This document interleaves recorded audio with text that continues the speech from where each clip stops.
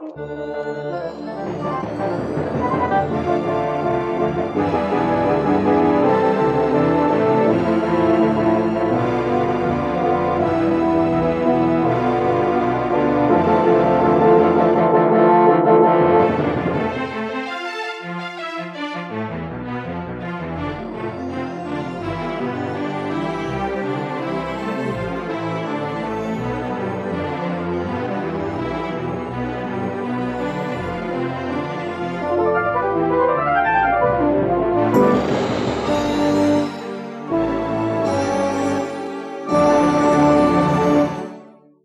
Dean. I'm the dad. I'm Laura. I'm the mom. And I'm Krysta. I'm the daughter. And together we are Family Plot. Very nice. Very nice. How are my two favorite people today? I'm tired. Lexi's in the other room.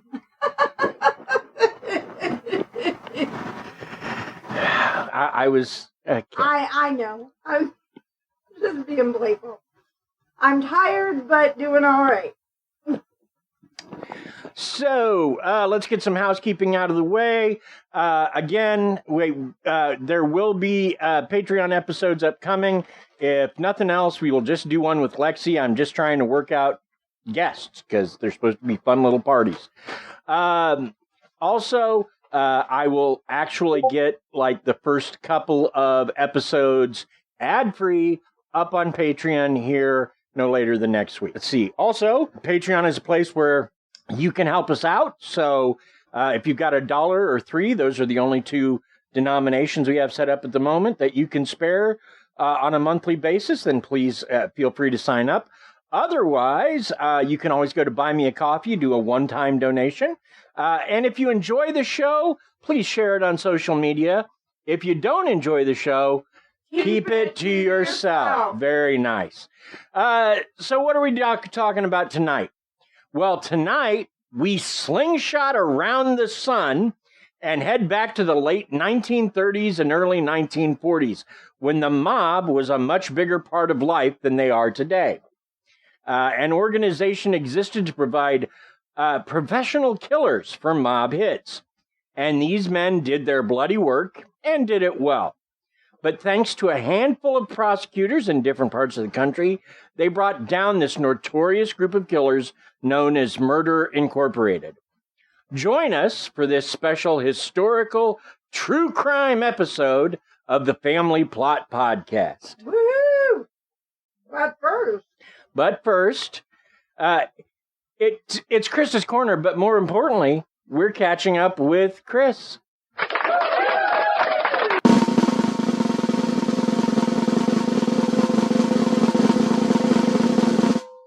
It's not just any corner, it's Krista's Corner. Hold on.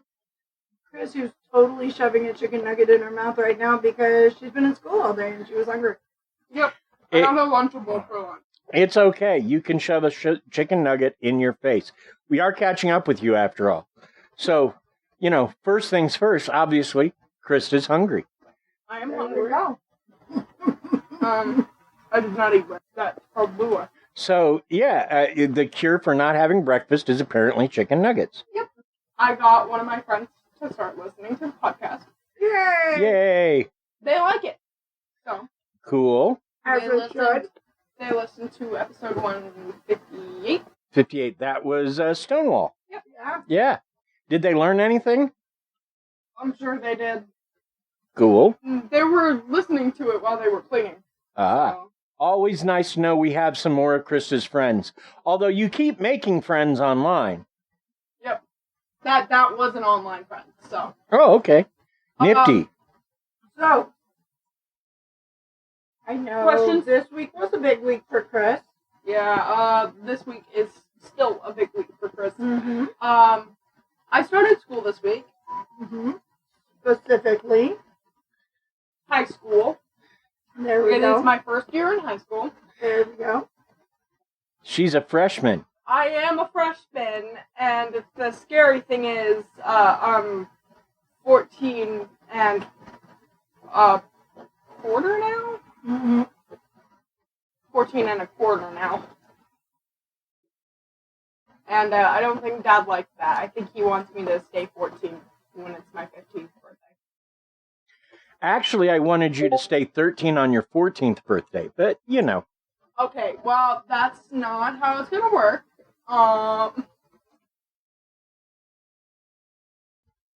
So are you gonna make me turn back 13 on my 15th birthday? No, that'd be silly. What are you gonna do then? Probably punch you in the nose. Maybe. Anyways, I watched the Barbie movie. I thought you'd already watched the Barbie. I already watched the Barbie movie. We're catching up with Krysta, how are we? Oh, okay. I guess that has been in the last 10 episodes. You're right. Go ahead. I watched the Barbie movie with my mom and my younger sister. Mm-hmm. Didn't we also go with Blue? I think Blue did go with us, yes. Yeah. Blue and Blue. And our Grandma Linda. Unfortunately, Grandma didn't watch all the way through. She couldn't. She had back problems. Luckily, Grandma got a surgery. She's doing better. Well, she just got a surgery today. Mm-hmm. She says she's feeling better. Mm-hmm. I know Mom was telling me that when she would drive over bumps, Grandma wasn't screaming like she used to whenever she did a bump in the car. Oh my God, that's wonderful. I know, right? I'm so glad. And I'm glad that Dennis is helping her as well. He's actually got something to do. Let's see. I've been working on my drawing skills. I drew a goat. I drew a goat in art class today. Well, not in art class. It's a drawing class. But I drew a goat. It was fun. Cool. Which greatest of all time did you draw? No. The one with horns. It was a billy goat. Oh, okay. Isn't that more of a sheep? Goats are more like... Ew. Well, that is kind of the noise. No, that's kind of the... You're right. You're right. It's kind of the noise. I've just never thought of it outside of the goat, and it sounds kind of, I don't know, creepy. Yeah. Well, I mean, their eyes are creepy, too. Have you seen their eyes? Yeah, goats do have kind of creepy eyes. She's not wrong. No. You look into a goat's eyes, they're just like... Yeah. Well, there's a reason that they decided Satan looked a lot like a goat back in the Middle Ages, is they thought their eyes were creepy, too. There you go. Imagine somebody just walking up to you and being like, goats are a spawn of Satan. And it's just like, they're just goats. Sheep go to heaven, goats go to hell. Sheep go to heaven, goats go to hell.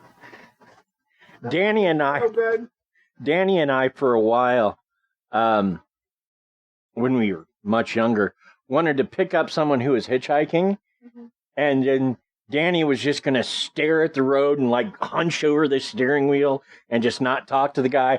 And then when the guy said something, Danny was going to turn around and go, bah!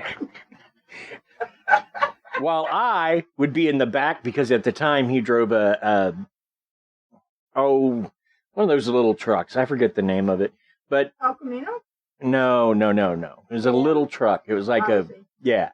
But I would be in the back, and I would just start going, ruff, ruff, ruff, just to see if we could drive this poor fellow insane. That is so mean. Your Uncle Dan and I, we were mean in some ways. Yes. They still are, in a lot of ways. But it's okay. You've gotten worse. It's part of their charm. I'd say we got better. Being a butthole isn't a charm. Well, it could be, depending on what you like. Great for the stuck up girly girls.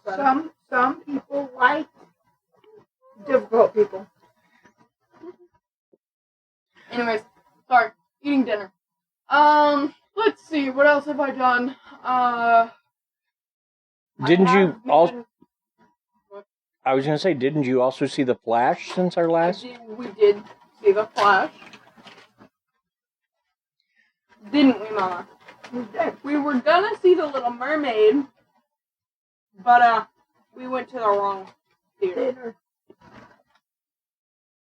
I feel like we already talked about that on the show, though. Oh, I wasn't sure. Possible. I wasn't sure. I wasn't trying to. No, you're fine. I kind of think that I remember us talking about that on the show. All right. So, Any questions? You don't have questions? I'm so tired. I have questions. Good. Okay. So, why do people park on driveways and drive on parkways? Next question. Preferably one that directs to me. Oh, okay. So, what's your favorite class right now? My favorite class would have to be my drama class. I love Mr. Graham. He's amazing. Cool. Why do you say he's amazing? Because he's amazing. He's a great teacher. That's never a bad thing. And it's never a bad thing if you're having fun in a class. But to be fair, I knew that, if you got around drama and theater, it would be something you enjoyed. You've got that in you. Of course I do. I mean, come on, you're the little kid that wouldn't get off the stage at Disney World. Disneyland? But yes, you're right. She absolutely didn't want to get off the stage at Disneyland. No, because I like that attention. And there's nothing wrong with that. Nothing at all. I've liked attention my entire life. I like attention, but only if it's the good kind. I hear if you push your tongue up your... Take this away from me, please. Great. Thanks, Mom. Then I have a song to remember. I know. Sorry. What song? Goats go. Or Sheep go to heaven. Goats go to hell. That's okay. She was singing along with Psycho Killer earlier by the Talking Heads. I didn't even know she knew that song. Oh, of course, a great song. She's an awesome kiddo.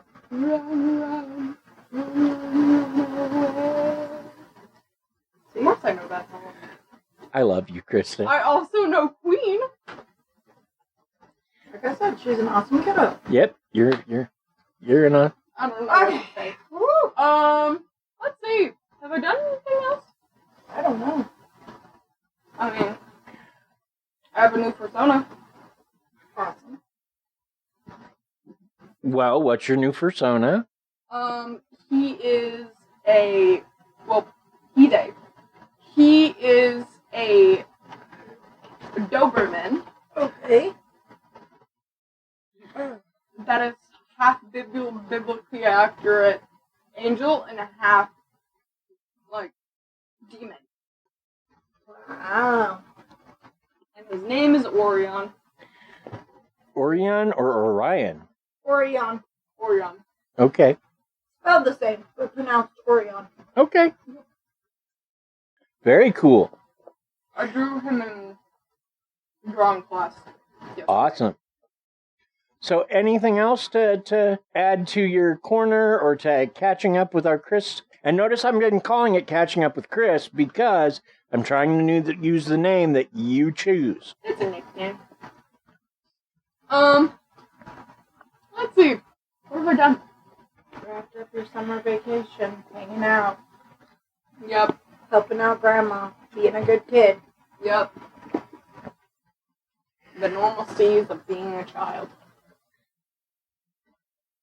So I've listened to proud. good music. I'm so proud of you, Krysta. For what? Being Krysta. Being Krysta, yeah. I cried in class today. Oh, don't cry. Why'd you cry in class? Well, I cried in class because of the thing that I told you earlier, but they don't know. From the people pushing you? Don't bully others. Don't push people around in hallways. Yep, the people who pushed me.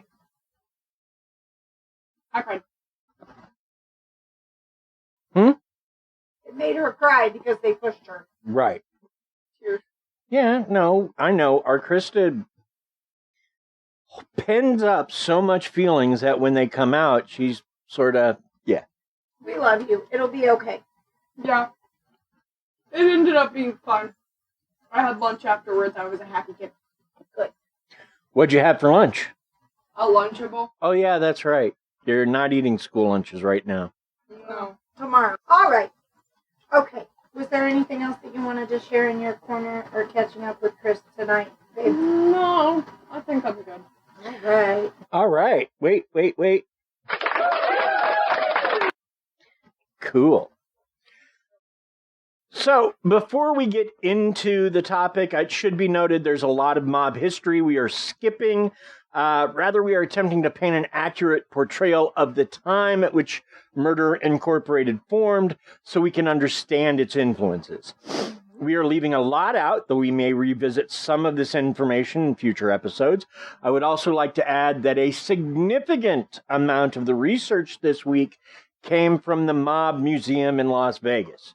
So, and it being a place where Laura and I went and spent some time and got to check out, it's a really neat museum. Absolutely. Totally worth seeing. So, to begin. Also a clown motel in Vegas that we went to. Yeah, we stopped at Circus on the way through when we moved back to Missouri. Circus. Yeah. Mm-hmm. The Mafia had been around in some form since the late 1800s when Italian immigration brought the Sicilian Cosa Nostra to American shores. However, they didn't really become widespread until 1919. That was the year that Prohibition began in America.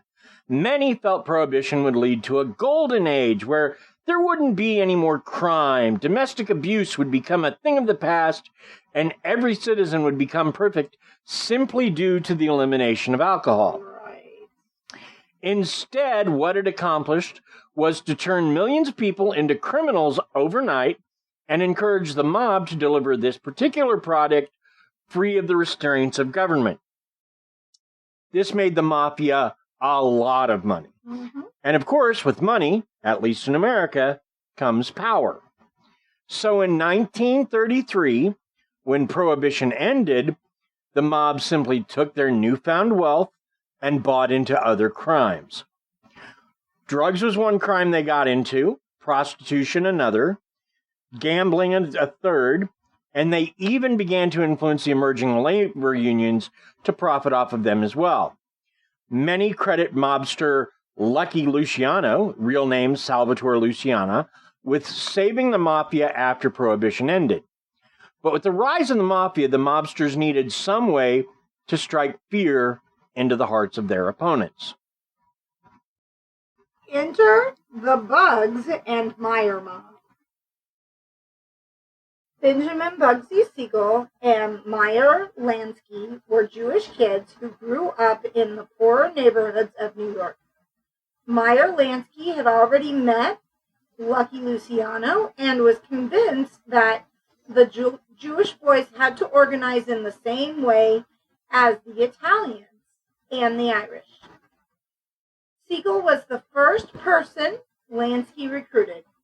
Siegel was involved heavily in bootlegging initially, but he was also a natural hitman. He was so good, Lansky began to hire him out to other crime organizations to handle their problems.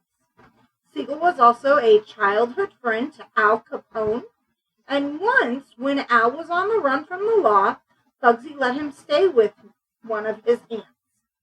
Bugsy was one of 4 men who had shot mob boss Joe Masira to death, and later is reputed to be one of the men who killed crime boss Salvatore Maranzano, I think. Following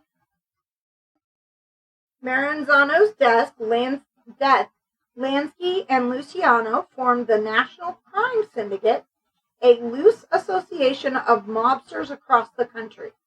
They also formed the Commission, a group of mob bosses that would get together and solve disputes. Siegel, with a few of his friends, formed Murder Incorporated, a group of executioners for hire to handle problems for the mob.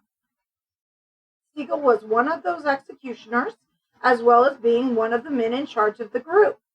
Later, Siegel and Lansky decided to pursue other interests, and while Siegel was still available for contract killings, day-to-day control of the group fell to Louis Lepke, Buchalter, and Albert Anastasia. Okay, let's take a moment for a word from our sponsors.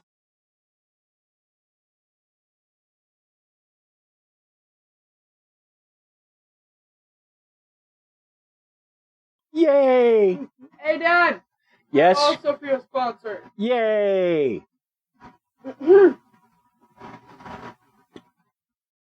Hold on. Itching my leg. And then we'll move on to our next thing. Okay. First, the group had rules. It would not kill politicians, reporters, or prosecutors, as that would raise their profile and make them much more visible. Anyone else was fair game. Second, they had lingo of their own. An assignment to kill someone was called a contract. The killing itself was called a hit, and the victim was first referred to as a bum or a mark. Their headquarters was located in a 24-hour Brownsville candy store located at 779 Saratoga Avenue. Yep. And killers would sit in the rooms in the back when a contract would come over the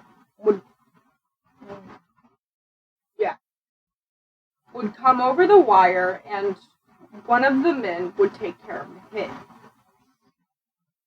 Sort of like a police dispatch system. This was just a stone's... That's supposed to be throw. I don't know why I threw an extra U in it. Throw. This Throw. was just a stone's throw from Ebbetsfield? I think it's Ebbets, but... Ebbets, I'm sorry if I butchered No, that. you're fine. I don't even think it's there anymore, Krysta. That's how old it is. Ebbetsfield, the former home of Brooklyn Dodgers before they moved to LA. It should also be noted that the name Murder Inc. was given to them by the press. Within the mafia, the group was referred to as the Combination, possibly because killers were a mix of Italian and Jewish men. From the Ocean Hill and Brownsville sections of Brooklyn. Brooklyn. Sorry. Just don't do it again. Wow. Sorry. So let's talk about some of the killings they were responsible for. One of the murders they were responsible for was that of George Rudnick. Rudnick was informing about Murder Inc. to Thomas Dewey.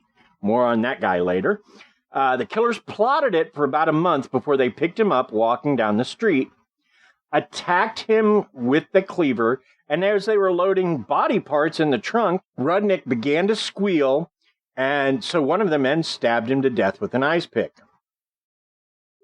Another contract was put on two men influential in a local union. A union decided that it would no longer give kickbacks to mob kingpins. The targets were Cesar Lautaro and Antonio Siciliano, who had been asked to remove the union boss, that was the problem, Calogero Veruso. They had refused to do so, and the two men, who shared an apartment, were gunned down along with their dog. Poor dog. No, the dog didn't do nothing. Another victim, Dutch Schultz, had a bone to pick with Thomas Dewey. And again, more on him later. Dewey had built a case against Dutch. And while Dutch had beaten the case, he still wanted to discourage Dewey from continuing to investigate him. Dutch came to Murder, Inc., but because Dewey was a prosecutor, they declined the hit. However, Dutch made it clear that whether Murder, Inc. was helped or not, he was taking down Dewey. So 2 men found Dutch in a chop house in Newark, New Jersey, and executed him with a Thompson submachine gun and a double-barreled shotgun. Wow.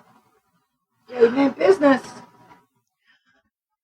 Yeah, do you know what Dutch Schultz's real name was? No. Arthur Fliegelheimer. No wonder they called him Dutch. Yeah. Irv Puggy Feinstein was found... Names, though. Yeah, I know. Those nicknames are awesome. Was found burned to death in a vacant lot. Puggy had somehow run afoul of mob associate Vince Mangano, a close friend of Albert Anastasia. Anastasia had put a contract on Puggy, who was looking for his Shylock to pay a loan back, and wound up near what gangsters called the corner, which is where the candy store was. Abe Kid Twist Relis saw Puggy, knew about the contract, and invited Puggy to his home, where he strangled him. Well, you know. These are just 4 murders out of the 400 to 500 the group is likely to have committed. Wow. So now let's talk about the end of Murder Incorporated. The end began in 1936 when New York attorney Thomas Dewey, there's that name again, managed to put Lucky Luciano behind bars. Then he went looking for Jacob Gura Shapiro and Louis Lepke Buchalter on antitrust violations. And in Buchalter's case, a federal narcotics charge as well. In Brooklyn, assistant to the special prosecutor John Harlan Amen led an investigation into corruption, bail bonds, and racketeering rings. Around this time, bodies clearly killed by the mob were turning up all over New York, and prosecutors had no idea that this was just the tip of a national iceberg. In 1940, William O'Dwyer became Kings County District Attorney and received a letter from a grieving mother. Her adult son had been killed. She knew who the killers were, and they had gotten away with it. As O'Dwyer investigated, he realized that some of the men accused were already sitting in King County jails. Initially, O'Dwyer convinced low-level hoods Anthony Maffactor and Abe Levine to talk. Soon they were joined by none other than Abe Kid Twist Rills, who was by that point one of the decision makers for Murder, Inc. They all talked.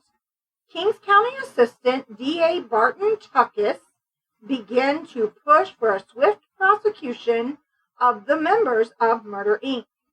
He had them tried in pairs or groups, and guys like Abe Rells, Alfred TikTok Tannenbaum, and Seymour Magoon would give testimony against them.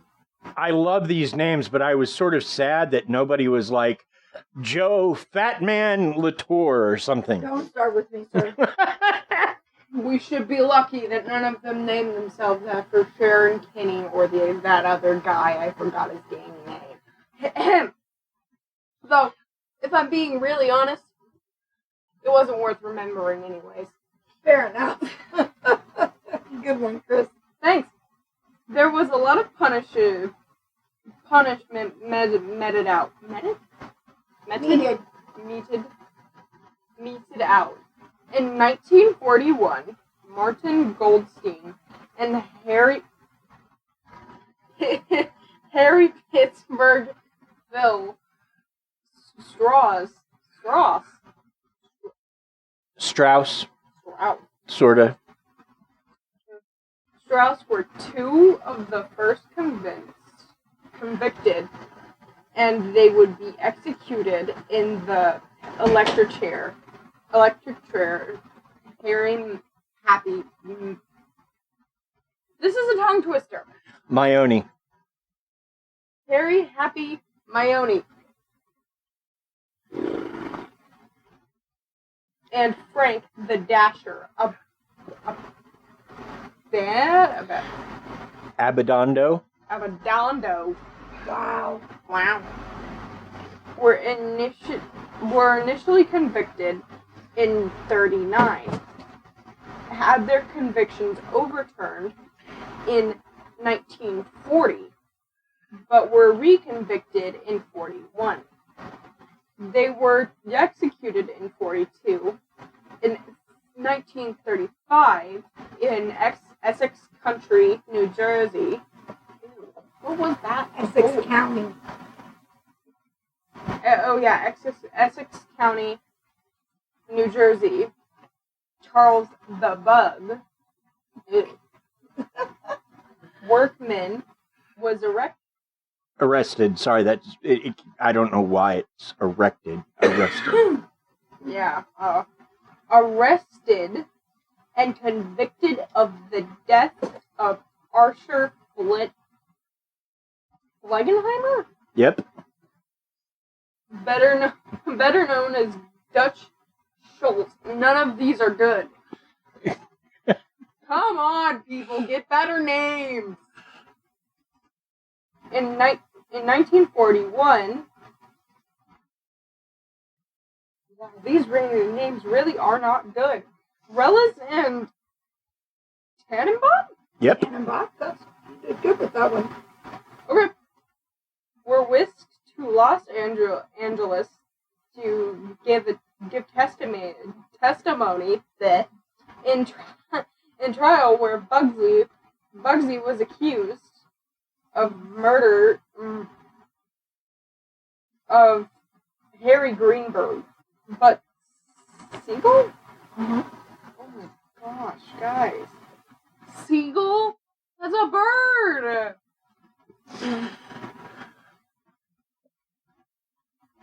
Siegel was acquitted? Mm-hmm. Means he wasn't convicted. Means he walked. Great. Gotta learn those before I go into law school. There you go, absolutely. Bugsy Siegel was arrested in 1932 for gambling and vagrancy in Miami, Florida. See, I got the vagrancy. Good job. He took a roll off his bills out of his pocket pay to his $100 fine. This is the only time that Siegel would face justice.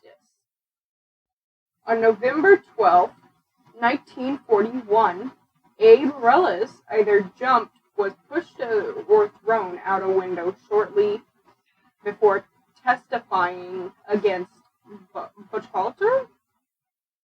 Yeah, Buchalter. Buchalter? Okay.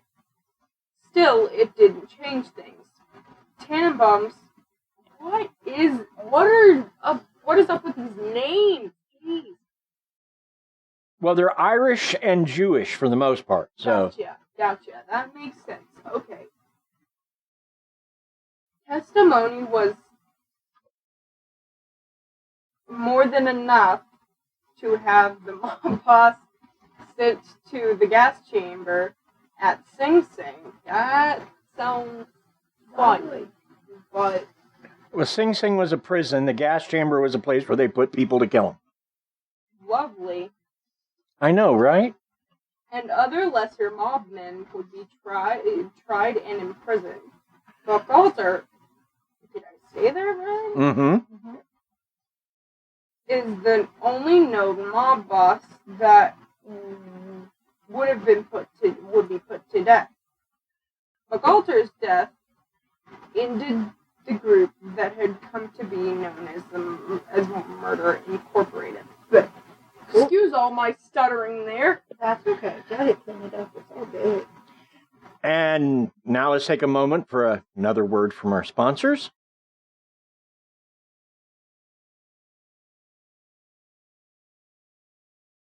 All right. I feel double sponsored. So do I. I also feel double sponsored. Yay! Okay. I just want to roll back on that for just a moment because I know you were fighting a little bit with names, but I just want to hop back to something that you mentioned there because I think it really bears repeating. So this dude, Bugsy Siegel, right? I want to go back to that for a minute because when he finally was accused of murder, he was acquitted. But then he did get arrested for gambling and vagrancy, which means he was homeless, which I can't imagine that he was actually homeless, because when he had those charges, he took a roll of $100 bills out of his pocket, peeled one off to pay his fine of $100, and walked out of the courthouse. I mean, what?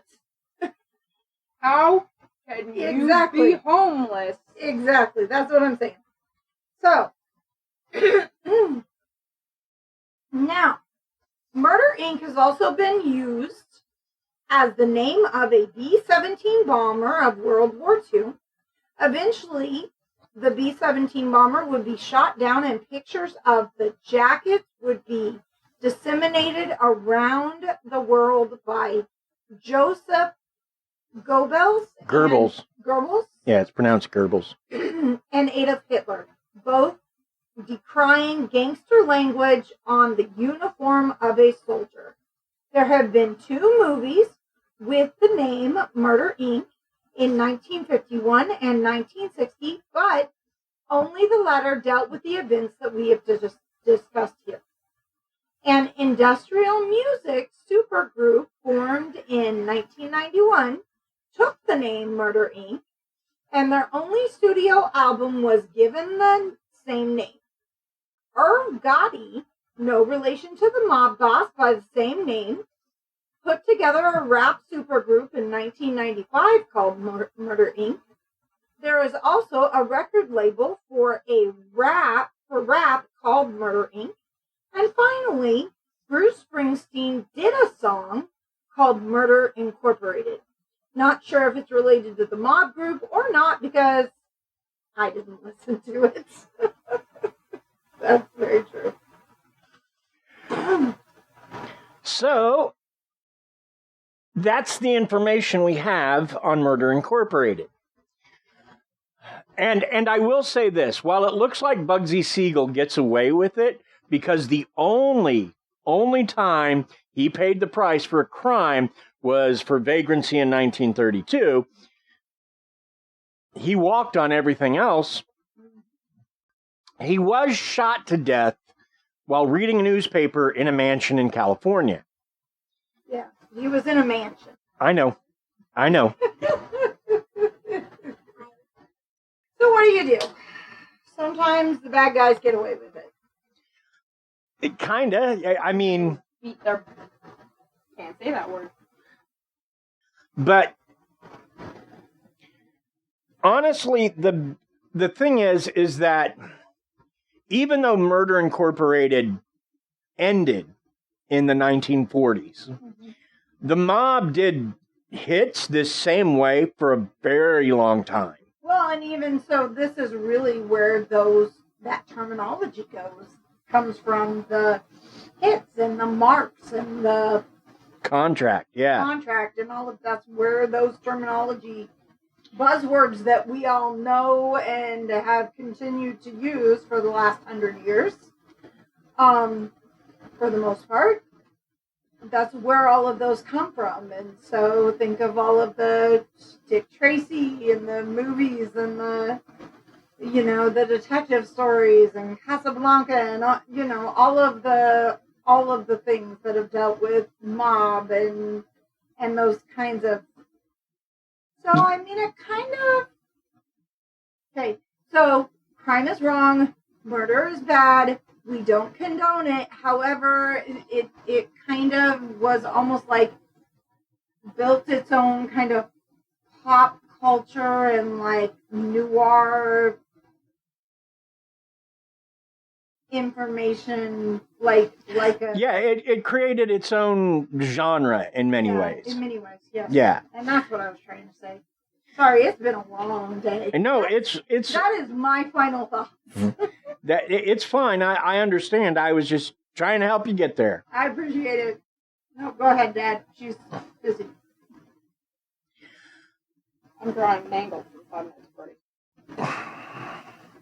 I find it odd in the extreme that Joseph Goebbels and Adolf Hitler would complain about anything, because the guys that flew this plane or fired the guns or whatever, they all had jackets specially made that said Murder Incorporated on the back. And it was those jackets that Hitler and Goebbels were upset about. Been out of shape about. Dude, you're killing people. You're killing thousands. You killed 6 million people. And we're not even talking about past the concentration camps. You killed 6 million people in there. You don't get to complain about someone having Murder Inc. on the back of a jacket. Right? I mean, I get it. Bastards. Sorry. Not a very nice word, but apropos, I feel. Very apropos. But really, this was a time when corruption was kind of rampant in the country. Yeah. We were very close to some of this with the Judge Crater episode. Right. And we talked then about corruption and how rampant it was in New York. Yeah. This is more of the same. Right.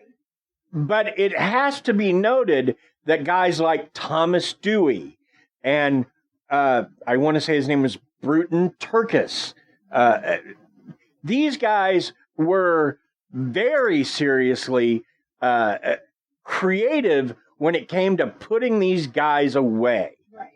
And you need that. You need that place where people that have done wrong, even if they've somehow circumvented the system to do it, get punished for it. Yeah.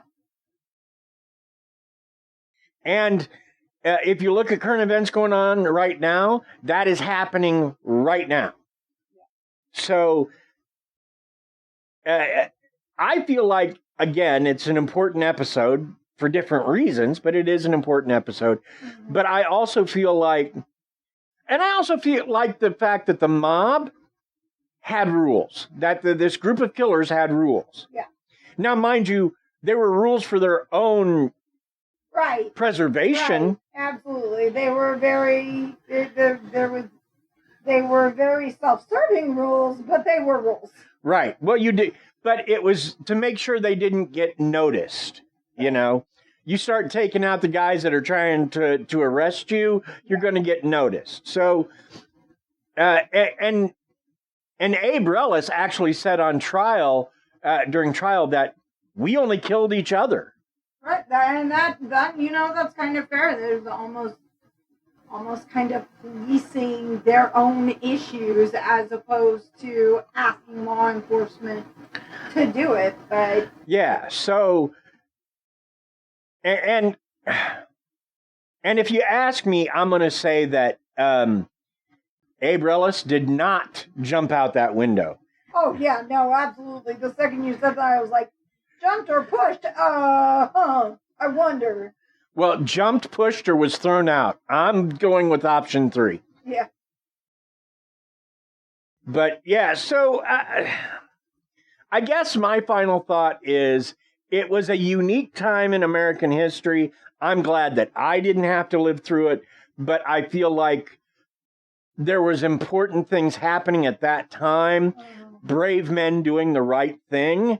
And, you know, like I said, these prosecutors going after the mob like this, I think that was pretty special. And so whenever I see or hear about a public servant doing something like that, always makes me feel a little better. Krysta, other than you don't like Bugsy Siegel, I know that you're not a fan.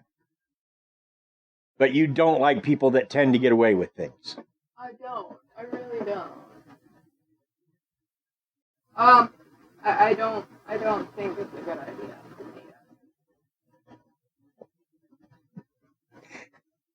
for me.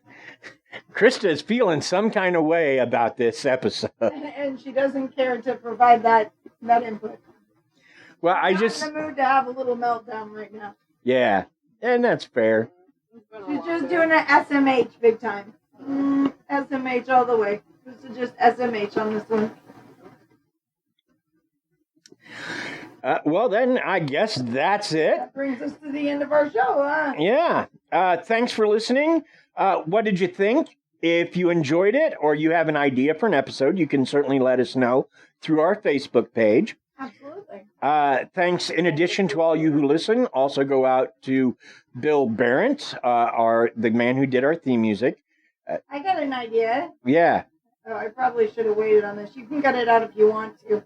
How about for everybody who signs up for Patreon for a $1 or a $3 monthly Patreon for the next 30 days, we'll put all of the names of our Patreon members into a hat, and we can have a video call with one lucky winner and put them in a Patreon episode with us. That sounds awesome. I like that. We can do that. Anyway, sorry, you can move that to another area. No. That works just fine. It just struck me out of the blue, and so yeah, sorry. Anyway, you were saying. Well, I was just saying thanks also go out to Bill Barrett, who does our theme music. If you need music for a project, you can reach Bill at Bill Barrett, BEHRENDT. He's amazing. At sbcglobal.net.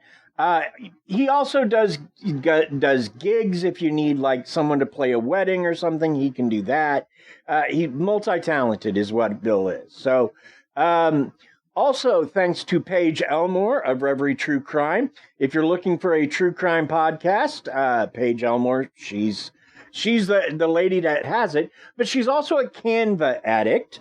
So she combined some of Krysta's logo art in Canva to make our logo. And thank you, Paige. Thank you, Paige. Had to elongate it that time. Yeah, I could tell. Thanks to Aaron Gnurk of the Big Dumb Fun Show, who continues to promote us locally. Join us next week as we look into the Tower of London, both historical and paranormal on that one, or maybe something else. I don't know. Bye. Bye.